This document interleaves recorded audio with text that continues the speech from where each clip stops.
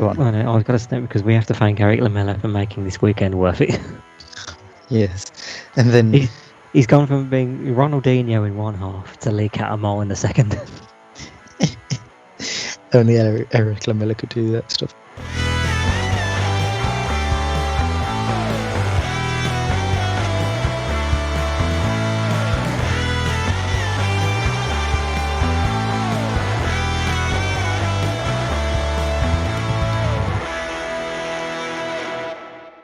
Hello and welcome back to the Off The Crossbar Podcast with myself, Regan, Walsh, and my co-presenter as always, Brad. How are you on this Monday morning? I'm doing pretty well considering that this weekend has been the most meh weekend I think I've ever seen this season. I mean, it was rather fucking dull. I mean, looking at Saturday's results, 7 goals in the 4 games. 2 goals on Friday, and then only one game really livened it up on Sunday's fixture, and that's Leicester Sheffield United. With how bad Sheffield United are. I'm missing the weekends where we had more goals in one game than we did the whole of this weekend. Exactly. But there is only one place to start, and that is in North London at the Emirates Stadium, where Mikel Arteta's Arsenal welcomed Jose Mourinho's Tottenham Hotspur in the 4:30 kickoff. Now, there was a bit of news that came out before the game started regarding the team news, and that was that captain Pierre-Emerick Aubameyang was dropped from the starting 11 due to disciplinary reasons, which was later revealed that he turned up late to, I think it was London Colney or wherever they meet before heading to the stadium, which is a bit... I can understand why you do that, but at the same time, Don't be late to any Mikel Arteta's meetings. Yeah, I mean, it's not the first time it's happened to a footballer, and it's not the last time it's happened to a footballer that they get done for disciplinary reasons, for like turning up late or something. But obviously, Arsenal didn't need him in the end after they managed to win thanks to a Martin Odegaard goal and a Alexander Lacazette penalty just after the hour mark.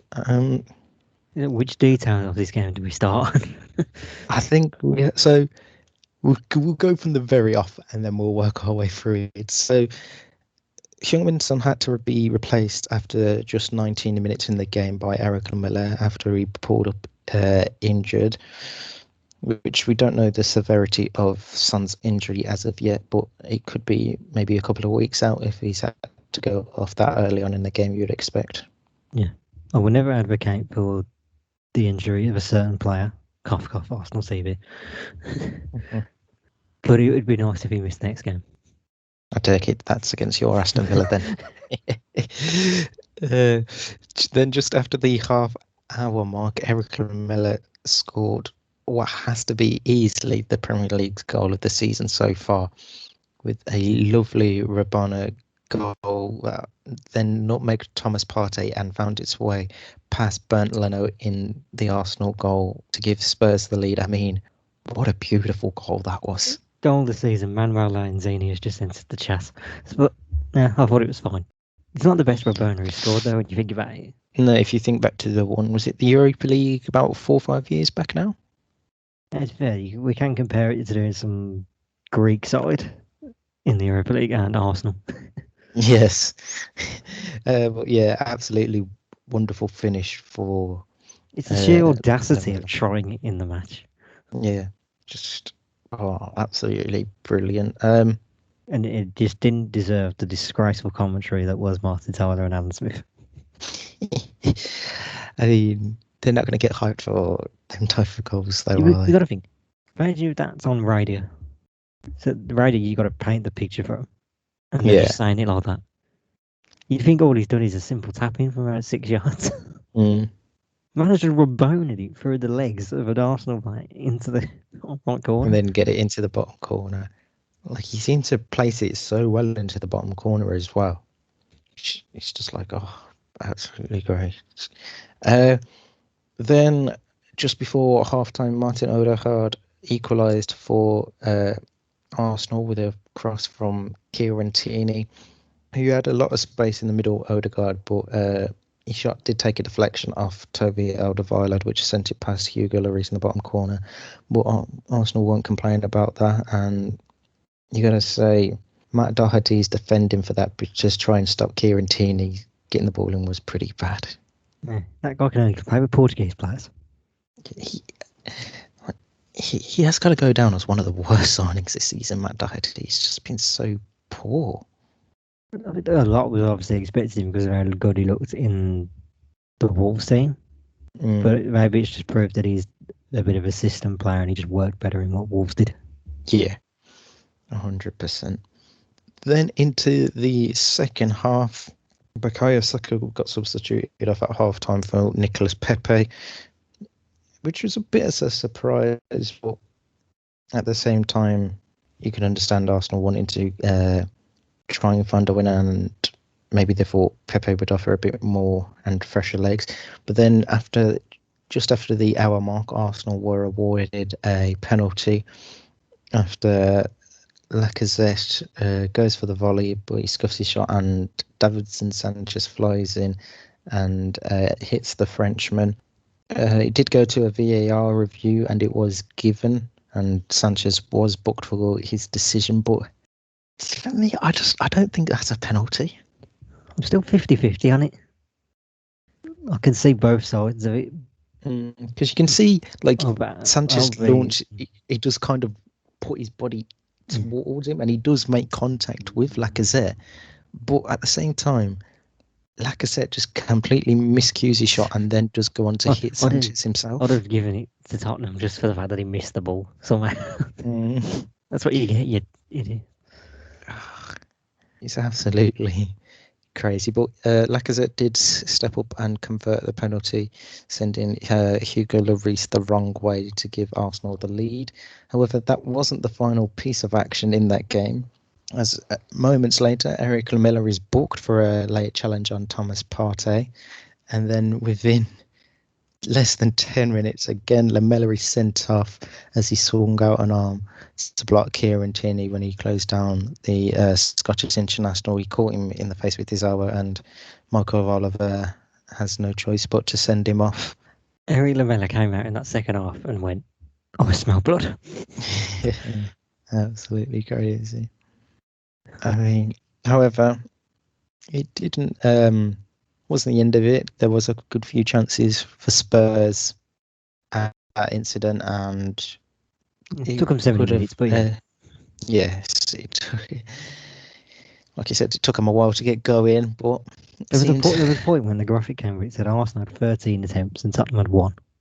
Yeah, I mean, Arsenal finished with 13, Spurs finished with 6, whilst it was 3 apiece on target for either side.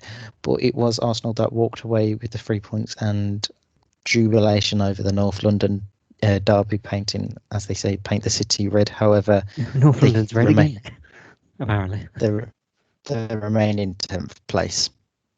You're still going to Villa, let's calm down. Exactly, so it doesn't really matter too much. But if else, go on. I was going to say, because we have to thank Erik Lamela for making this weekend worth it. Yes, and then he's gone from being Ronaldinho in one half to Lee Catamol in the second. Only Erik Lamela could do that stuff. And then Jose was coming out with these usual blaming everything else but himself after the end of the game. Had you seen the clip as well?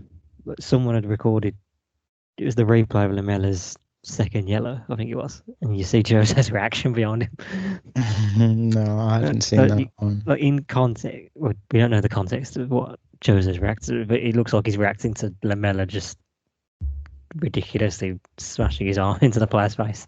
He goes, Yeah, Jose seemed to have a few words about the game afterwards, about the penalty decision and tiredness creeping into Michael Oliver and some of his players and that, and you're like, I'm not too sure why he's trying to blame him. Arsenal were better on the evening, and I'd say deserved the win. It's not like he can blame Thursdays either. Exactly. It's just, yeah, good win for Arsenal. Give that little bit of boost, and like we said, they're level on points with Aston Villa, who kicked this weekend's action off on Friday Well, that's all we night got time with a for on trip. today's show. Yeah, might as well, considering not a lot happened Please don't. on Friday until late on. Please. Villa took the lead in the 86th minute thanks to a Kieran Clark own goal. However, with practically the last kick of the game, Jamal Lascelles equalises and means the points are shared between the two sides. What were your thoughts to that final? What an absolute depressing 90 minutes that was. Yeah. Just so awful. Awful game to watch. Yep. And that's the poorest we've definitely been. I feel like I'm saying that every week now. Yeah, I was about to chirp up and say that. It seems to be becoming a running joke now that this is the poorest you have played. We're a one-man team. I Yes. don't think we are, but no. But You are definitely heavily reliant on Jack Grealish. I'm going to say we're missing our best right back as well, who offers a lot more attacking as well as defensive.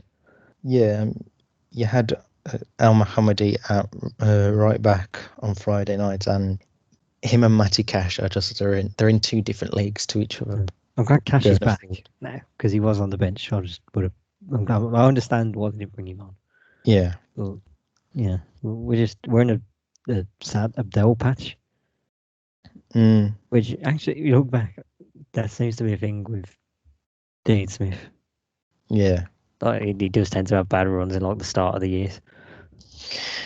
Well, you got to hope it doesn't last too long. I mean, but like we said, it's all right, the 10 wins in a row are coming. Yeah, you're in a much better position than anyone would have expected, and you just like you said, you're in a bit of a patch. But I think you're definitely going to be happy with a good finish to the end of the season, aka a top half finish. Really, can't complain too much. We can get it, but fatigue is slightly looking like it's setting in. Like Watkins looks gassed. Yeah, and unfortunately for him, we're stuck with Keenan Davis as backup. Not really something that's going to help you get to that 7th place at all, Keenan Davis. Beat Tottenham next week, and we'll be back on side again. Yes. If there's one last thing I can say, I don't know who was more upset for the game, Newcastle fans or Villa fans. I don't. It seemed like Newcastle. I take it Newcastle. Weirdly, but yeah. But the anger of both sides. Result leaves Newcastle in 17th place with 28 points, to clear of the drop zone, having played a game more than those in the sides in the relegation zone. And like we said, Aston Villa are up in 9th place. However, they do have games in hand above with the teams above them. Saturday's action got underway at Ellen Road between Leeds and Chelsea. Not a lot happened in that. I mean, Chelsea dominated it in terms of having shots on target and the possession, but Leeds goalkeeper Ilian Melier had a very good game. But apart from that, it wasn't the most entertaining games, was it? The chances of stopping me from putting in a tumbleweed sound effect right now. Honestly, I wouldn't blame you if you put it in right now, because that wasn't the most entertaining of games. However, Chelsea are still unbeaten under Thomas Tuchel this season. Still in the top 4. It's good times to be a Chelsea fan. You're like, Champions League could be coming back, and we're looking much better at times than we were under Frank Lampard. But at the same time, it's not really the most entertaining of football. And it's very early to have this conversation, but because at this moment in time you will accept the well organised yet dull football, but are you going to accept that in 2 years' time? Is he going to be there if in 2 years' time? If you win the league every year, you would probably, but they've got a way to go to win the league. Definitely, and they're going to hope the other teams around them aren't continuing to improve, but that's not going to happen. So like I said, that result leaves Chelsea in 4th with 51 points, and Leeds dropped down to 12th place with 36 points because of the results elsewhere, and that one result which dropped leads down was Crystal Palace beating West Bromwich Albion in the 3 o'clock kickoff at Selhurst Park, thanks to a Luka Milivojevic penalty after Darnell Furlong brought down a Palace player. I can't remember who it was now, and Milivojevic converted the penalty. Oh yeah, that was it. It wasn't he brought down someone. It was a handball. A very clear handball. Yes, and obviously, although it did go to VAR, it was definitely a penalty. Sam Allardyce really isn't going to save this West Brom team, is he? Oh no. The teams above them are fighting with Fulham. They're way too good. They're a level above West Brom. Yeah. I mean, I think it's safe to say they are well and truly resigned to heading into the Championship again next season. Palace, obviously, with that victory, they go above Leeds, having played a game more than Marcelo Bielsa's side. But like I said previously, Crystal Palace are where I would roughly expect them to be.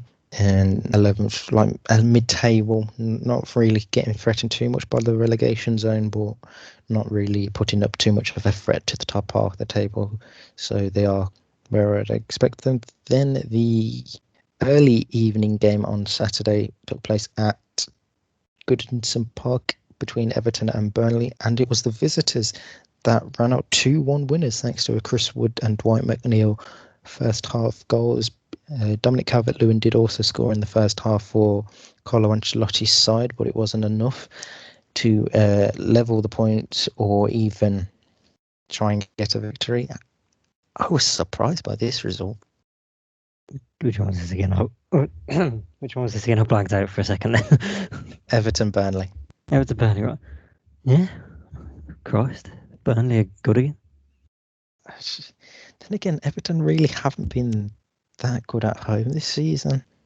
They've been really bad, which is so strange. Though, again, a lot of teams haven't really been good at home this season and do have the better away form, but I definitely wasn't expecting this result heading into it, or even like if you used to look back at the match statistics, apart from obviously the full-time result, you would think Everton would win that game based on shots on target and possession. You would have thought Everton won that game, or at least got a point rather than defeat. But the result sees Burnley stay in 15th place and move level on points with Southampton, whilst Everton slip down to 6th on 46 points. The final game on Saturday evening was between Fulham and Manchester City from Craven Cottage, and it was Pep Guardiola's side that ran out 3-0 winners thanks to second half goals from John Stones, Gabriel Jesus and a Sergio Aguero penalty on the hour mark. You got to say, easy win for... There's just nothing to say again. Yeah, it's just an easy win for Guardiola's side in the second half. Once they got that first goal, get John Stones on the England squad. He seems like an absolutely resurrected man with Ruben Diaz being his centre back partner now, doesn't he? Yeah, Paul Burt's going to have to deal with Harry Maguire at the Euros now. Massive downgrade. That's coming from you. Yeah, but we all know Harry Maguire is prone to silly mistakes, despite his performance yesterday, which we'll get on to in a minute or two. Like I said, once Man City scored that first goal, you always knew it was going to be hard for Scott Parker's side to get back into it and try and get a result. But first half, they were very good and they managed to hold, obviously, City to not scoring, and it was very decent from them. But like I said, City were always going to break the deadlock, and once they did, they were always going to score more than the one goal. And then on Sunday, the afternoon or the lunchtime kickoff between Southampton and Brighton saw Graham Potter's side win at 2-1 thanks to Lewis Dunk and Leandro Trossard goal, one in each half, and Shea Adams did score for the Saints in between the two goals. Shock result, I would say, because I wasn't surprised. Was you not? No, this always seemed like the right game given. I know both are out of form, but Brighton have at least looked like they show something. With the 6 million shots that they seem to have. Oh yeah, and Southampton obviously missing their best striker. Yeah.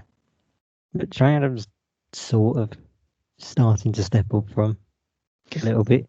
I mean, he's scoring the goals, or a goal. It seems like a goal a game so far since Danny Ings' injury, but it's the help around him that just doesn't seem to be as prevalent as it has been in the past for the Saints. Yeah, some of them have dropped form massively. But I think it doesn't obviously. It's the thing with confidence as they went on like a 10-game losing streak. Confidence and morale is just going to massively falter and drop below par when you're not winning games and getting the results that you want. However, the result sees both sides stay in the exact same position as they were entering the weekend's games. Southampton in 14th place on 33 points, Brighton in 16th on 29, having played a game less than the Saints. Then the next game at 2 o'clock was at the King Power Stadium between Leicester City and Sheffield United. So before we get into the game, there was the news on Friday. I think it might have been Friday afternoon at this rate. I can't remember. It took so long for the club to announce that Chris Wilder was sacked by Sheffield United, and then it took until Saturday evening for the news to officially come out that Wilder had left after 5 years in charge of the Blades, and Paul Heckingbottom, the under-23s manager, would take over for the remaining of the season with Paul Tisdale, the former Bournemouth manager? Jason Tindall. Jason Tindall. Former Bournemouth manager coming in to help him for the remainder of this season. Good luck to him. I'm sure it'll work out. Bit of a shock, I think, it coming at this stage of the season with only 10 games left. But just the timing of it all that was so weird. Yeah. Very strange how it took so long for it to confirm. It made it obvious that there's obviously massive disagreements between Wilder and the owners. Yeah. Like, coming from the personal experience, I don't think this is going to end very well for Sheffield United. No, it's one of them where you can see them, whoever they appoint next season, when they're in the Championship, they're just going to struggle, and it could be a long, old, hard season again for them next year, you'd expect, because you would say the likes of Sanderberg and Regan Brewster will want to get moved to be playing at high Championship sides or decent Premier League teams.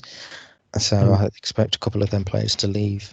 Yeah, and they never make back the money that they actually paid for them. No. And they're all... Go on. What's interesting with United as well, they only have to look across the city in terms of ownership problems.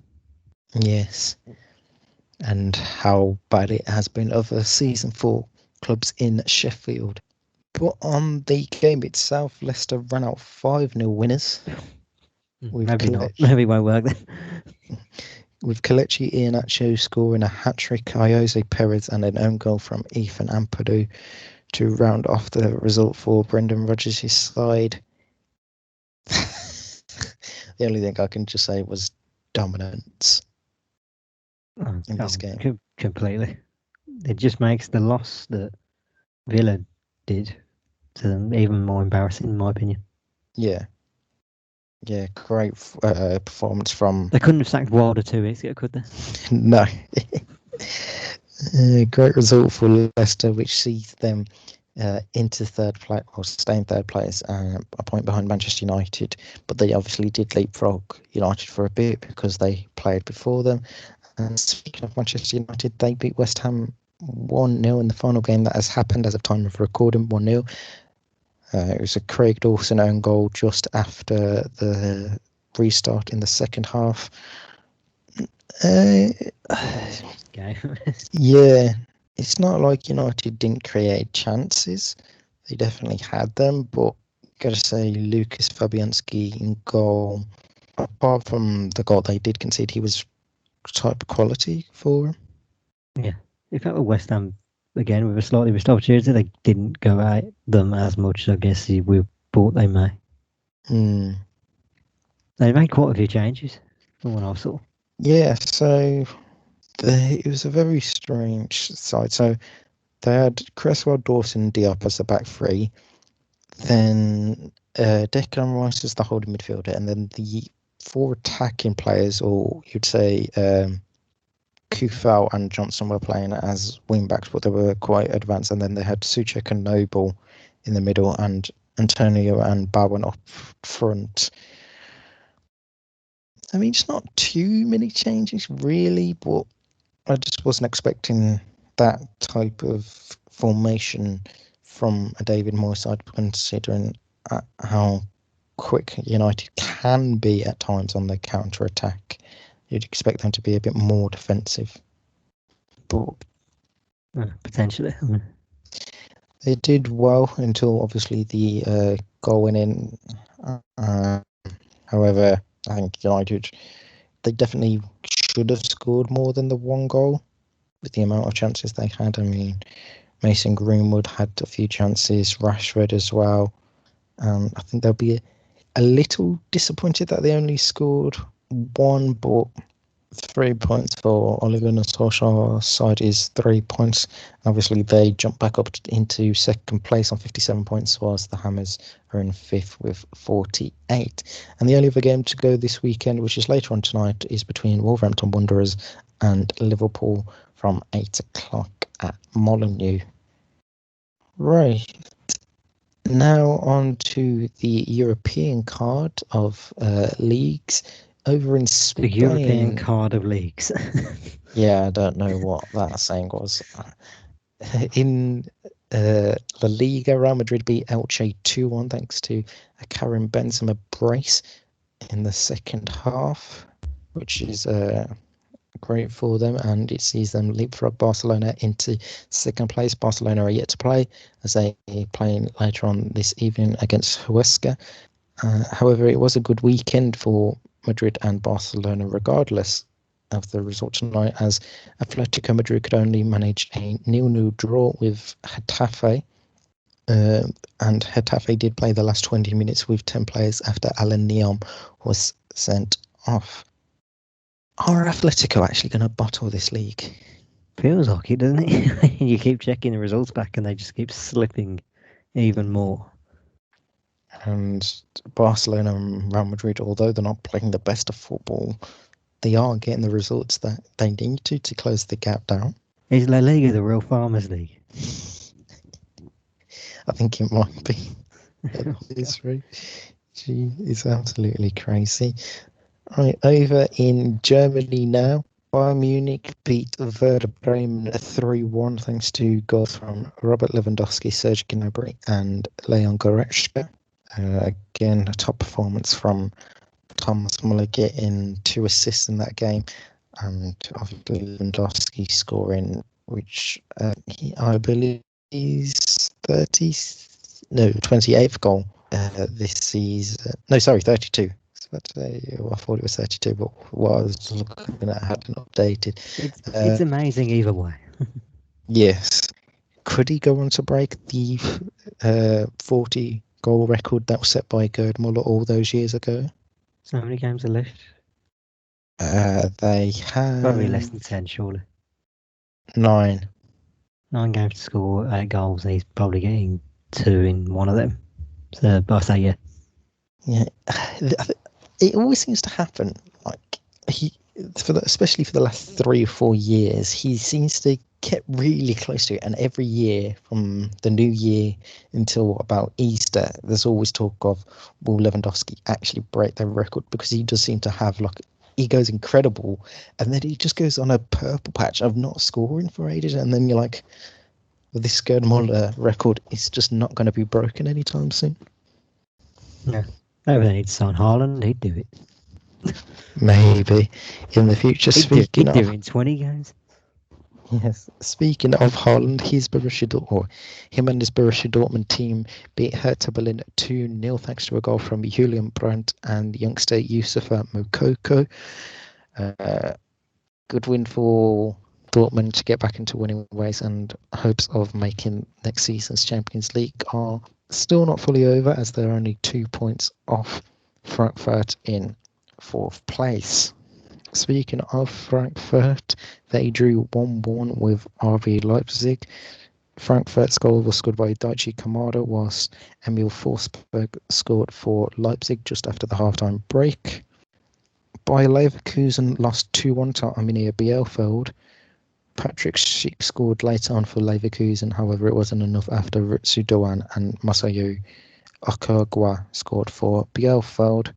And Wolfsburg put 5 past Schalke, with Maximilian Philipp, Josip Berekalo, Riddle Baku, Wout Weghorst and an own goal from Shkodran Mustafi, which has imparted even more misery onto Schalke as they look set to head into the Bundesliga 2. Surely there's only so many levels of crap that Schalke can just drop into. Yeah, I mean, they've still only won once this season. They've scored 16 goals and conceded 66. They've got to be close to some sort of points record. I wouldn't be surprised. I'm not too sure what the lowest amount of points in the Bundesliga season is, but yes, it wouldn't surprise me if they are close to it. Over in Italy now, Lazio beat Crotone 3-2, thanks to a late goal from Philip Caicedo to seal the points for Lazio. Atalanta beat Spezia 3-1 with goals from Mario Palisic and Luis Muriel. Palisic scored a brace. Fiorentina beat Benevento 4-1 with goals coming from... Give me just a second. That moment where my app just crashes on me. Is this really an important game that we need to go in on? No offense to Fiorentina. No, but with the app crashing, I can't tell you the other scores from Italy. Well, I can tell you the one that probably only matters, and it's Juventus and Cagliari. Which finished, was it 3-1 in the end or 4-1 in the end? I can't remember the exact score in the end, other than Ronaldo just flipped the bird at everyone who insulted him in midweek. Included us. As he scored the perfect hat-trick. He finished 3-1 to Juventus against Cagliari. The big game of the weekend saw Napoli take all 3 points from AC Milan, winning 1-0 after Matteo Politano scored early on in the second half. However, Milan finished the game with 10 players after Ante Rebic was shown a straight red card. The shock result of the weekend saw Parma beat Roma 2-0 with goals coming from a Hanani penalty and a Valentin Michaela with the goals. Definitely wasn't expecting that one heading into the weekend. However, Milan, the team that has shown a lot of promise this season in Serie A, Inter Milan, they beat Torino 2-1 with Romelu Lukaku scoring a penalty and Lautaro Martinez scoring 5 minutes from time. However, Antonio Sanabria did score one in between the 2 goals for Torino. That strike partnership of Martinez and Lukaku is such a joy to watch. Bit of shame when he gets ripped apart in the summer. What with Lukaku leaving? It'd be Martinez. It probably would be wanted by other clubs, wouldn't he? Apparently, I've seen a lot of rumours that he's set to sign a new contract with them, so isn't going to be leaving. That's positive for them then. Yes. Over in France this weekend, Monaco and Lille played out a 0-0 draw. Nice drew 1-1 with Lorient. Bordeaux beat Dijon 3-1. Marseille got back to winning ways, beating Brest 3-1. However, it did take 2 late goals from Florian Thauvin and Michael Cuisance to give them the victory. And the big talking point was the last game that took place in France, and that was at the Parc de France in Paris, where Paris Saint-Germain lost 2-1 to Nantes. Julian Draxler scored just before half-time for Mauricio Pochettino's side. However, Arando Mawani and Moses Simon goal in the second half poured PSG's defeat onto them. I mean, what is going on with PSG this season? It's just nice to not see them dominate for a change. And Can't it even could win the be Farmers League. exactly. There's a bit of strange news. I don't know, obviously, how truth it is, but obviously we will take obviously everything that they're saying with 100% truth, and that was during the game. Angel Di Maria's house was apparently burgled whilst his parents were there watching the game, and news obviously came out to Di Maria, and he got substituted in the 62nd minute and left the pitch in tears, obviously hearing the news, and I think he was able to leave the stadium to go and attend the incident. Rightly so. Yes, which is obviously horrible news to happen to anyone.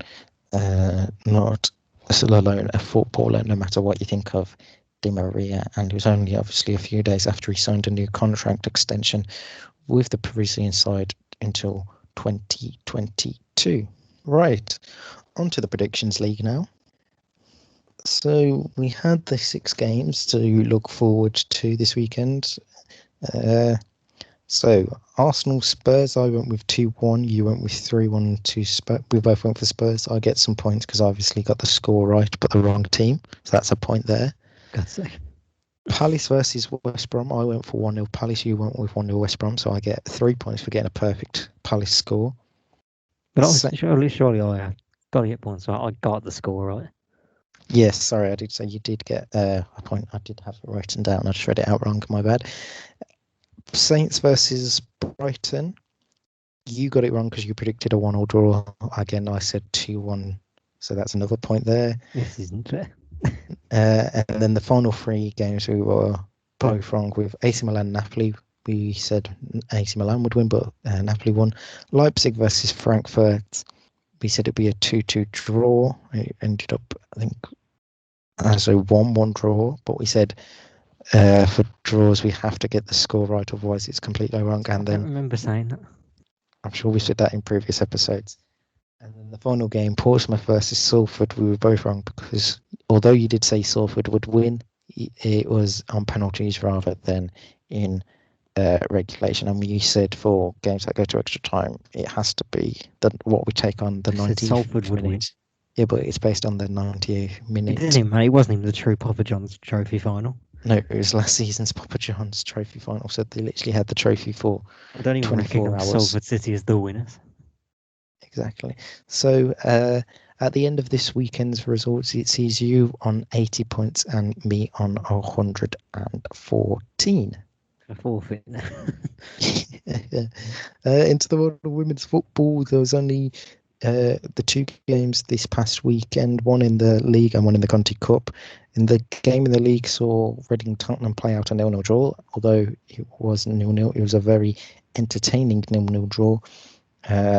But the sides remain in 6th and 8th place respectively, and Chelsea won 6-0 in the Conti Cup final, thanks to some brilliant performance from Fran Kirby and Sam Kerr. Sam Kerr scored a hat-trick, and Fran Kirby scored a brace, as well as assisting 4 goals, and Guru Wrighton scored the other goal.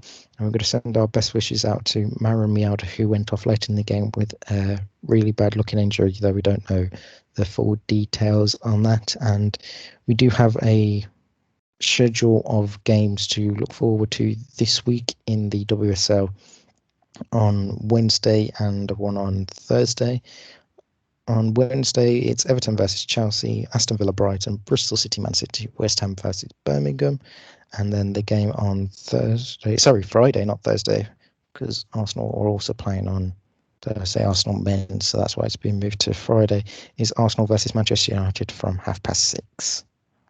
Right, it's on to the Champions League preview now, because we have as we said last week, some more Champions League games to look forward to. Tomorrow, it's Manchester City versus Borussia Mönchengladbach and Real Madrid versus Atalanta, both at 8 o'clock. A reminder of the first leg scores: Manchester City lead that one against Mönchengladbach 2-0, and Real Madrid lead 1-0 and their tie against Atalanta. And then on Wednesday evening, the second set of fixtures are Bayern Munich versus Lazio and Chelsea versus Atletico Madrid. Bayern have a 4-1 aggregate first leg lead, and Chelsea have a 1-0 lead thanks to that spectacular goal from Olivier Giroud in the first leg. I don't expect much change in any of those sides, really. You don't expect any shock results then? No. I guess that's that then. I mean, with how Atletico are playing at the minute, you'd say Chelsea are going to be set on to win that game. City, Bayern Munich, and Bayern Munich have both got comfortable leads in their tie, so I don't expect a change. But Real Madrid, Atalanta, like we said after the first leg, Atalanta will be happy with that, considering they played most of the game with 10 players, so they're not well and truly out of it. So maybe that one could be the shock of the tie. Potentially. Should we get into that great part of the show now? Yes, and it is now time for... Oh, he missed it! I do not believe what I've just seen! Very interesting! Oh! Something weird is going on.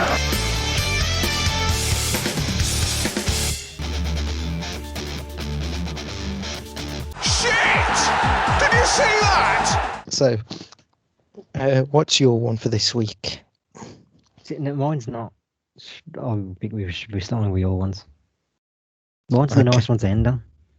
Okay, so the one of them I have is during the derby match in Ligue 1 this weekend between Montpellier and Nîmes, Andy Delort scored a goal. He celebrated it by eating a gummy crocodile, which is like the logo of Nîmes. However, the goal was then cancelled out by VAR for offside, and then 4 minutes later, Nîmes go on to score themselves in that game. However, that wasn't the end of the matter, because 11 minutes from time, Andy Delort then did score himself and made the points level in the game. So it's a very frantic end to that game. And the other one I have was between Newport County and Morecambe. The game finished, I can't remember the score now. Let me just have a quick check. They beat Morecambe at 3-1, and it was their last goal scorer, Kevin Ellison, whose story makes the fact. So he used to play for the Morecambe manager, and he froze him out for, I think it was about 8 to 9 months, and made him train on his own and with the youngsters. And with him scoring the winner on Saturday, he goes over to the Morecambe manager's face and celebrates in front of him, which is absolute top-class shithousery, if you ask me. Beautiful stuff. Absolute beautiful. The Morecambe boss was Derek Adams, for those wondering in question. Right. What's your one for this week? Well, you've just said it. What? It was the Andy Delort story. Sorry, I didn't know whether you'd seen that or not. God damn it. That was absolutely quite funny. I did see that story. I think it was late last night. Right. Well, if there's anything I can add, they have just announced the under-21s England squad for the European Championships. Go on. I'll let you run away with it. Oh, Christ. Please don't. I'm having a look at it now myself, actually. Yeah, so your goalkeepers are as Joseph Bursick, Josh Griffiths, and Aaron Ramsdale. Opinions on it? No. Ramsdale's probably number one. I don't know much about the other keepers. But if Aaron Ramsdale's your number one, Jesus, lads, you're in big trouble. Defenders is definitely a massive step up. Max Aarons, Ben Godfrey, Mark Aguehi, Lloyd Kelly, Ryan Sessegnon, Steven Sessegnon, Japhet Tanganga, and Ben Wilmot. Yeah, can't complain. Good defence there. Didn't know Ben Wilmot was still under 21. I don't know, for some reason I thought he was a lot older. Yeah, I don't know. But here's the midfield dynamos. Tom Davies, Eberechi Eze, Conor Gallagher, Curtis Jones, Dwight McNeil, and Oliver Skip. I mean, it's good. It's a good midfield. But at the same time, it's not really lighting up the world, that midfield. Well, maybe it's because they're on the fucking first. That's why. But the forwards, this is where it's going to scare the fuck out of their defences. Regan Brewster. No, I'm joking. Mason Greenwood. Callum Hudson-Odoi. Noni Madueke. Eddie Nketiah and Emile Smith-Rowe. That is a very good forward line to look forward to in this European Championships coming up. Obviously, the big absence is that there's no Jude Bellingham or Reece James. Yeah. So the competition, which would make you think they're short, more so in the Bellingham case. Well, that's a bit more surprising. Yeah, probably. It makes you think, is there a place for him in the Euros, the main one? Which I think would be wrong, personally. Yeah, I think it's just a bit too early for him, and you'd want him to have this one in the under-21. So the tournament itself gets underway on the 24th of this month, and in the group for England, if you are unaware of who they will be playing, they're in a group with Croatia, Portugal and Switzerland. England's first match in that tournament will be against Switzerland on Thursday, the 25th of March at 2 o'clock English time at the Bonifica Stadium, which is in Slovenia. I didn't realise this tournament was happening next week. Where is it? And it was in England's group. I literally just said it all. You can tell I'm not listening. Yes, I can tell you. I said it's in Slovenia, and I just said the group for England is Switzerland, Croatia and Portugal. Okay, Portugal is definitely the toughest one there. Yes. It's full of Wolves Academy players. Right. I believe that is it all for this week. We have looked back to everything. Not really the most eventful weekend in terms of Premier League stuff. We still managed to find a long time to talk about it all. Yes. It's about 40 minutes or so.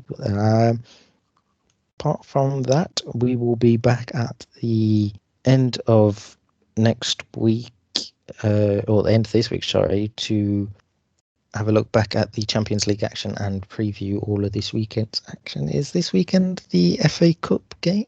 It is. For fuck's sake. More FA Cup, which gets underway on Saturday. 2 games on Saturday and 2 games on Sunday. Until then, make sure you like, comment and subscribe wherever you are listening to. Make sure you give us a 5-star rating if you're listening to us on Apple Podcasts, and download us if you are listening to it on Spotify. And why not head over to our YouTube channel, where we did an immediate reaction to the Chris Wilder sacking as well. So you can get my initial thoughts on that whole situation. And until later on this week, it's goodbye from me and goodbye from my co-presenter, Brad. See ya. And we'll see you soon. Hopefully he'll be paying more attention then as well. It's Monday morning, allow me.